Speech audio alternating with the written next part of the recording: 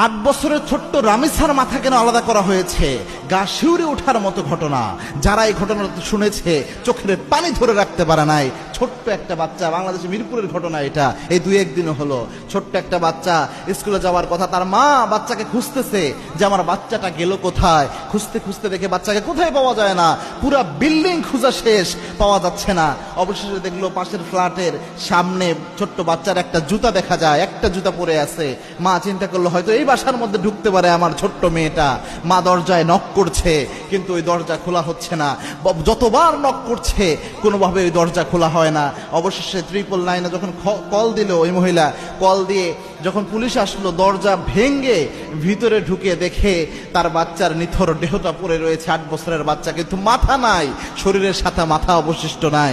যে বাথরুমের দিকে যেয়ে দেখে বালতির মধ্যে মাথাটা পড়ে রয়েছে। এরকম মর্মান্তিক ভাবে জমিন থেকে বিদায় করেছে।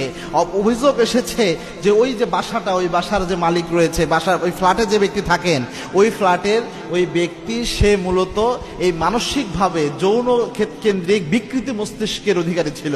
মানে এই যৌন কেন্দ্রিক বিকৃত মস্তিষ্ক থাকায় এই ছোট্ট বাচ্চাদের উপর অমানবিক নির্যাতন তার শরীরের উপর চালিয়েছে, শ্লীলতাহানি করেছে। অবশেষে প্রমাণকে লুকানোর জন্য এইভাবে তাকে জমিন থেকে বিদায় করে দেওয়া হয়েছে।